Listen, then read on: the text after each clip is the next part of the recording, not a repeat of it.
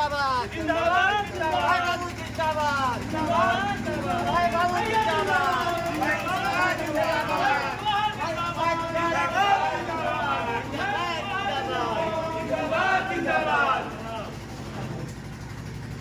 भाई बाबू जिंदाबाद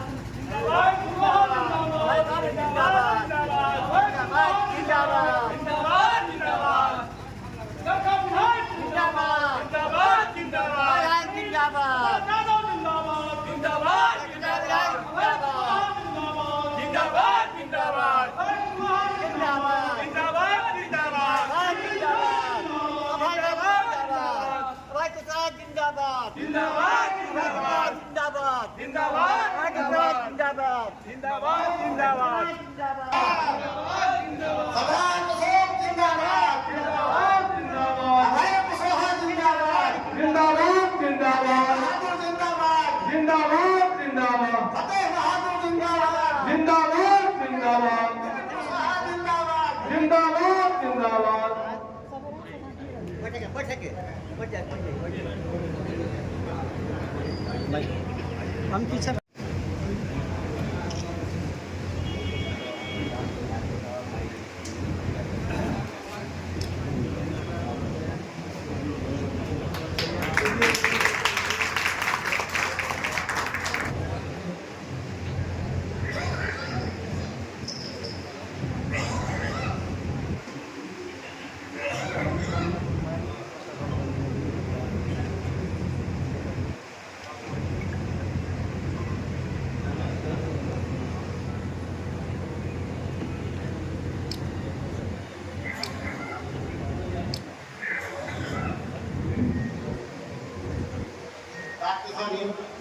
राजू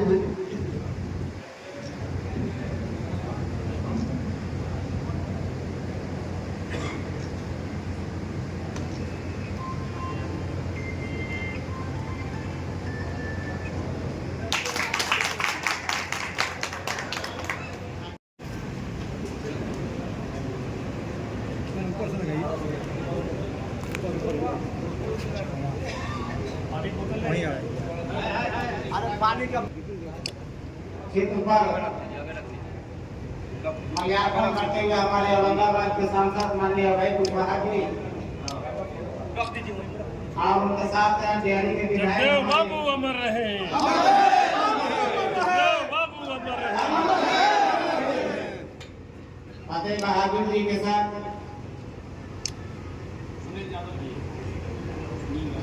हमारे जिला के अध्यक्ष सुनील राय जी, हमारे सिवान जिला के अध्यक्ष विपिन जी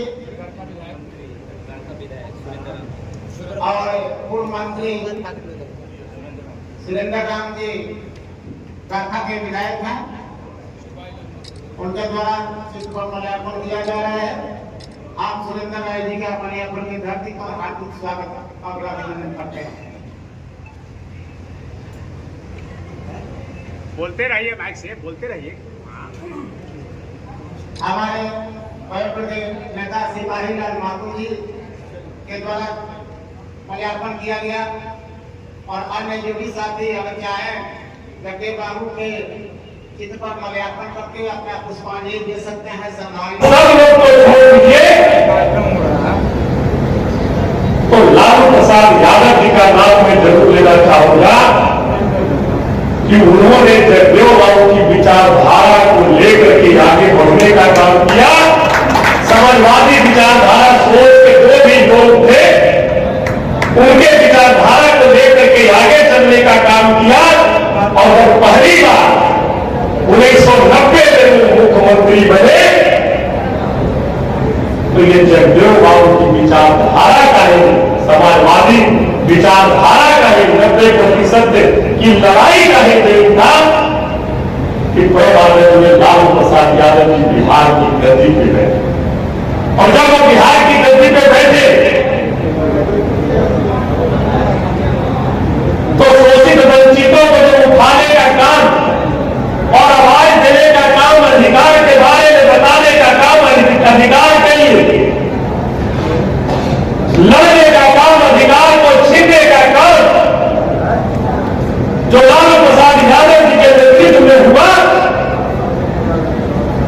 उसके लिए हम इस मंच के माध्यम से लालू प्रसाद यादव जी को सलाम करते हैं, जिसे आज के एनडीए गठबंधन के लोग जंगल राज की बात करते हैं। कहते थे कि जंगल राज था लालू जी के राज, कहते हैं। साथी मैं इस मंच के माध्यम से कहना चाहता हूं, तो जंगल राज नहीं, वो लड़ाई व्यवस्था परिवर्तन की लड़ी गई लालू प्रसाद यादव जी के नेतृत्व में। अगर वो व्यवस्था परिवर्तन की लड़ाई नहीं लड़ी जाती तो आज हमें इस तरह का बिहार देखने को नहीं मिलता, ये मैं दावे के साथ कर सकता हूं। उस समय का दौर याद होगा, कोई भी चौक चौराहा ले लीजिए, स्कूल कॉलेज ले लीजिए, यूनिवर्सिटी ले लीजिए, चाहे कोई भी ऑफिस ले लीजिए, प्रखंड कार्यालय हो या जिला का कार्यालय हो, जगदेव बाबू ने कहा था पहली पीढ़ी मारी जाएगी, दूसरी पीढ़ी जेल जाएगी, तीसरी पीढ़ी राज करेगी। ये समझने की बात है। और तीसरी पीढ़ी कौन है जाती? और तीसरी पीढ़ी आज है, आज जो जगदेव बाबू का सपना था पूरा 90% का वो पूरा हुआ। और मैं दावे के साथ कह सकता हूं कि बिहार में जब भी कोई मुख्यमंत्री या शीर्ष पद पर बैठेगा तो वो 90% का बेटा ही बैठेगा। स्थानीय नेता लालू प्रसाद यादव जी के नेतृत्व में महागठबंधन ने हरेक लोगों को टिकट देने का काम किया। हमने कहा कि वो बोलते हैं, प्रचार कर रहे थे प्रधानमंत्री जी कि लालदेव का मतलब लालू यादव का परिवार। तो मैंने लोकसभा चुनाव में एक मंच से कहा था कि हाँ, अगर औरंगाबाद से अब है कुशवाहा लालटेन लेकर के माध्यम से चल रहा है तो हम है लालू जी का परिवार। अगर पलामू से लालटेन लेकर ममता भुइयां चुनाव लड़ रही है तो ममता भुइयां है लालटेन और लालू जी का परिवार। अगर अशोक महतो मुंगेर से लालटेन लेकर के चुनाव लड़ रहे हैं तो है वो लालू यादव का परिवार। अगर ये नवादा से सरवन कुशवाहा लड़ रहे हैं तो है लालू यादव का परिवार। अगर आलोक मेहता चुनाव लड़ रहे हैं तो है लालू यादव का परिवार। रीता जसवाल चुनाव लड़ रही है तो है लालू यादव का परिवार। ये एक की उपाधि बिहार में भारत रत्न की उपाधि और भारत रत्न की उपाधि से अमर शहीद जगदेव बाबू को नहीं सम्मानित किया गया तो उसके लिए सड़क से लेकर संसद तक निश्चित तौर पर हमारी लड़ाई जारी रहेगी। औरंगाबाद आजादी के बाद 90% का बेटा आपका भाई आपके बीच का प्रतिनिधित्व करने का अवसर मिला। ये कोई मामूली बात नहीं। हम जब वहां गए तो हमने नारा ही दिया कि वोट हमारा, राज तुम्हारा नहीं चलेगा, बिल चलेगा। ये नारा हमने वहां दिया और इस नारा का ही देव है कि 4,65,567 मत हमें वहां के प्राप्त हुई और 79,111 मतों से ऐतिहासिक आपका 90% की आबादी का वहां पर जीत दर्ज हुआ। लेकिन अभी और भी हमें सतर्कता बरतने की जरूरत है। हमारे विरोधी को 3,88,000 वोट आया है, उसमें से 2 से 2.5 लाख वोट आज भी हमारे 90% की आबादी का ही पड़ा है। उसके लिए हम लोगों को संघर्ष करना है साथ।